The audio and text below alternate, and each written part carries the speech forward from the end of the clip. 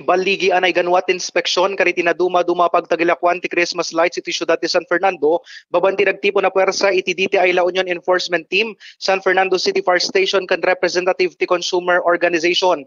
Tunggal establishmento nga gilaklako kariti na dakamata produkto, ket binisita iti enforcement team tapno kitaan ti kalidad kasapay ti panakaidalan dagitoy iti marking requirements. Gagampay daytoy aganwat a mailiklik iti peligro dagiti consumers. May sa stall iti San Fernando City Plaza tinaypayan ti notice of violation.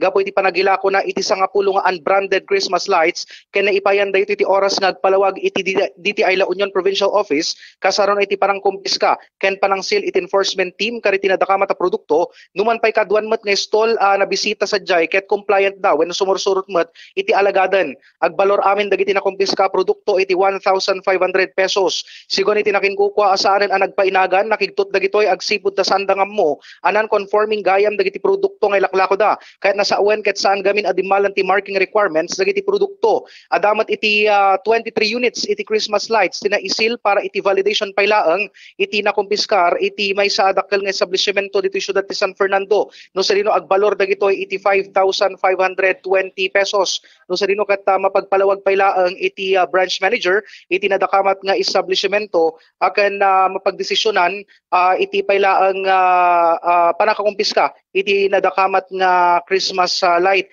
Iti interview ti Bamboradio La Union ken DTI La Union Provincial Director Merly Membrere kinunana akang runan akinita da iti inspeksyon ket no dati PS mark kuno ICC sticker na iti maysa a produkto. Sinigurado iti DTI asan met nagkurang dagito iti panagpa-seminar kariti asosasyon iti Christmas decors iti syudad tapno mamanday ti mabilinda nga ilako wenno saan. Sa lahat naman ng mga pinuntahan natin may isang establishment lang ang nahulihan natin ng paglabag doon sa tinatawag nating walang unbranded Christmas lights. So kinonfiscate na natin yon para hindi na ito maitinda. So nakita natin na safe lahat ng mga napuntahan natin ay talagang may epekto rin yung advocacy natin dahil wala na ring maliban sa isang establishment lahat sila ay compliant na. So may nakitaan tayo ng mga PS mark, yung kung sila naman ay imported may mga ICC marking. So talagang baka bang nakakagaan ng loob na yung ating mga mamimili ng Christmas lights dito sa San Fernando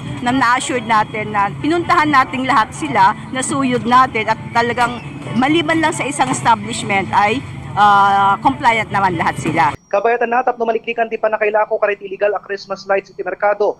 Impatang pa iti DTI apay nga tanda pa itatati sayang katang inspeksyon karit na duma-duma nga establishmento dito'y probinsya. Tapno kitaan anay bag ti kalidad dagito ya produkto ken ti paragtungpal dagiti establishmento iti alagaden. Kabayatan na sigun mat kini SFO2 Mar Jeffrey Pasqua, Fire Safety Inspector iti San Fernando City Fire Station. Awan mat kinunana iti problema kariti produkto nakita da malaksid kariti na kumpiskar nga uncertified products posible paggapuan iti uram. Bayan ana ornos mati saksakan dagiti kaduan nga establishmento ana bisita ti enforcement team. Dagiti na kumpiskara produkto kat may turong iti DTI La Union Provincial Office ken mairaman to dagito iti ceremonial destruction inton Consumer Welfare Month. Naminsan manen ang nagpalagip dagiti duwa nga ahensya iti panagridam dagiti consumers kariti katangan da a produkto tapno maliklikan iti orenyaman a peligro. Bombo John Martin para sa Pambansang Radyo ng Pilipinas, consistent #1 sa La Union, basta radyo. Bombo!